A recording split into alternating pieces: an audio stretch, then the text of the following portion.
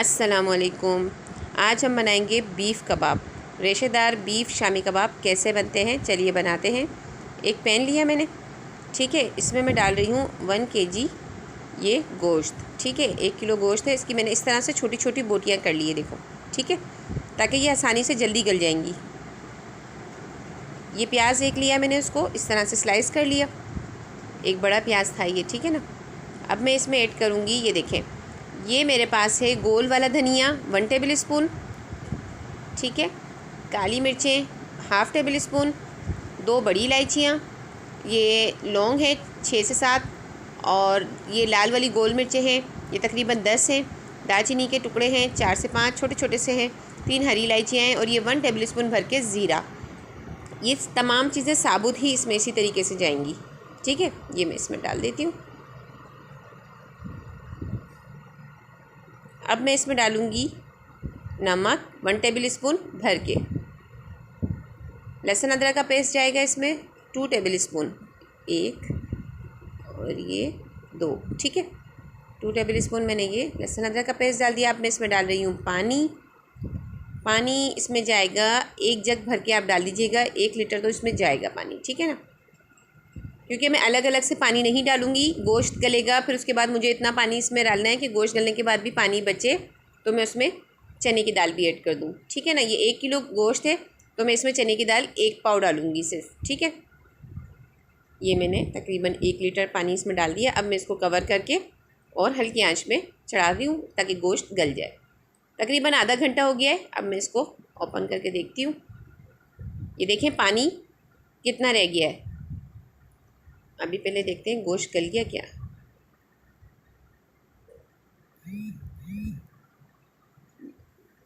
ये देखें half done है तकरीबन गोश्त, एकदम नहीं गला, लेकिन ये क्या हाफ डन है। इसी स्टेज पे मैं इसमें डाल दूँगी चने की दाल जो मैंने धो के भिगोई थी। मैं आपको बोटी तोड़ कर दिखाती हूँ। ये देखें इस तरह से है। अभी ये और मज़ीद नरम हो जाएगा चने की दाल के साथ, ठीक है ना। चने की दाल 1 पाव ली थी, उसे भिगो दिया था 1 घंटे पहले मैंने। अब वो पानी ड्रेन कर दिया है, धोकर भिगोया था इसलिए वो सिर्फ पानी ड्रेन किया है। और ये चने की दाल मैंने इसमें डाल दी है। अब इसको हिला के और फिर से मैं कवर कर दूँगी। ये इसी पानी में दाल भी गल जाएगी और हमारा पानी भी खुश्क हो जाएगा और गोश्त भी मज़ीद गल जाएगा अच्छा सा। ये देखिए, बस अब इसको कवर करके और मज़ीद पकने छोड़ रही हूँ मैं। तकरीबन मुझे 20 मिनट हो गए हैं। बिल्कुल हल्की आंच में चढ़ाया था ताकि ऐसे हल्की आंच में आराम से गल जाए। अब मैं इसको चेक करती हूँ। पानी तो तकरीबन सारा ख़त्म हो चुका है इसका। अब ये देखें बिल्कुल माशाल्लाह से दाल देखें, ये देखें ये बिल्कुल गल चुकी है अच्छे से। और ये देखें बिल्कुल टूट रही है बिल्कुल आसानी से। ये देखें बिल्कुल गल चुकी है दाल, ये बिल्कुल डन है। अब मैं गोश्त भी चेक कर लेती हूँ ना, वो भी डन है क्या। ये बोटी मैंने उठाई है, देखें। अब इसको तोड़ते हैं, बिस्मिल्लाह। बिल्कुल ये देखें बिल्कुल सॉफ्ट हो चुकी है। ये देखें बिल्कुल सॉफ्ट हो चुकी है। ये बिल्कुल रेडी है, डन हो चुका था। मैंने चूल्हा बंद कर दिया था। अब मैं इसे सिल पे पीस रही हूँ। आपकी मर्ज़ी है, आप चॉपर में पीस लें। मुझे पता है कबाब का रेशा चाहिए होता है, और रेशा तो जब बहुत अच्छा चाहिए होता है ना, तो समझे फिर तो सिल बेस्ट है। सिल पर आप पीसेंगे तो बहुत अच्छा सा रेशा बनता है। ये मैं सारे मसाले को अच्छी तरीके से इसके अंदर पीस रही हूँ। और कबाब में जब रेशा अच्छा हो ना, तो खाने का भी बहुत मज़ा आता है। ये देखें पीसने में ही रेशा देखें आप।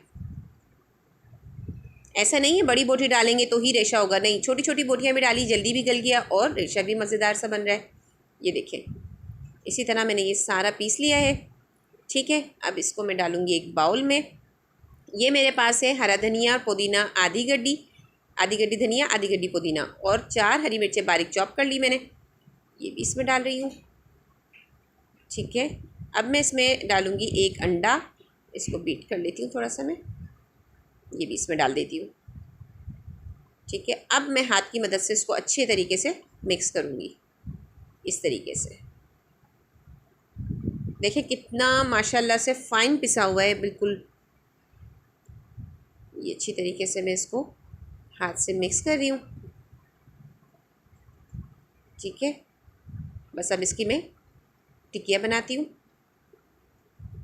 न ज़्यादा बड़ी न ज़्यादा छोटी, मीडियम साइज़ की हम टिक्कियाँ बनाएंगे ताकि वो दिखने में अच्छी हो, तो फिर खाने में तो खुद ही दिल करता है कि खाएं उसे। जो चीज़ दिखने में अच्छी होती है वो खाने में वैसी मज़ा देती है। ये देखें, ये देखें, ये टिक्कियाँ बन गई। अब इसके किनारे हम सेट कर लेते हैं इस तरीके से, ठीक है। ये देखें, इसका साइज़ देखें, ये देखें, ये से छोटी सी मैंने बनाई है, ना ज़्यादा बड़ी ना ज़्यादा छोटी, मीडियम साइज़, बहुत प्यारी सी टिक्किया। एक और बनाती हूँ मैं इस तरीके से, ठीक है। इस तरह मैं सारी टिक्कियाँ बनाकर रख लेती हूँ। ये देखें, ये देखें, किनारे सेट करती हूँ और इसी तरीके से पहले मैं तमाम टिक्किया को तैयार कर लूँगी। ये देखें, ठीक है ना। ये सारी मैंने बना लिए। ये एक मैंने नीचे रैप बिछाया, इसके ऊपर मैंने ये टिक्किया रखी। अब मैं इसको तमाम टिक्किया को रख के इसके ऊपर फिर से एक प्लास्टिक का रैप बिछा दूँगी। ये देखें, इसके ऊपर मज़ीद और कबाब बिछा लूँगी। इस तरह आप फ्रीज़ भी कर सकते हैं इसको, ठीक है ना। आपको फ्रीज़ करना है तो इस कंडीशन में आप इसको फ्रीज़ कर लीजिएगा। ऑयल मेरा गर्म हो चुका है तकरीबन। अब मैं आपको फ्राई भी करके दिखाती हूँ, ठीक है। चलिए हम फ्राई करते हैं।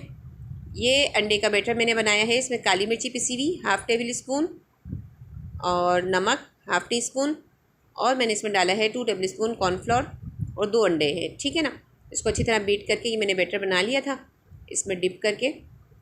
और ये सिंपल शामी कबाब, ये देखिए मैं इसमें बस डिप कर रही हूँ और अपने हाथों को सेफ रखते हुए फ्राई पैन में डाल दिया है। अच्छा, फ्राई पैन में डालने के बाद तकरीबन 3 से 4 मिनट आप इसको छेड़िएगा नहीं, इसको रेस्ट दीजिएगा थोड़ा, फिर उसके बाद टर्न कीजिएगा। ये देखें, ये देखें, माशाल्लाह। अभी थोड़े से और गोल्डन ब्राउन हो जाए तो फिर मैं इसको प्लेट में निकाल लूँगी। ये मैं इसको मूव कर रही हूँ। ये देखें, ये देखें, माशाल्लाह माशाल्लाह। ये इस तरीके से। रेसिपी पसंद आए तो ज़रूर लाइक कीजिएगा, चैनल को सब्सक्राइब कीजिएगा। ये देखें मज़ेदार शामी कबाब। ये देखिए मैं आपको तोड़ कर दिखाती हूँ। ये देखें, इसका रेशा देखें, माशाल्लाह माशाल्लाह। ज़रूर बनाकर मुझे फ़ीडबैक ज़रूर दीजिएगा। दुआओं में याद रखिएगा। अल्लाह हाफिज़।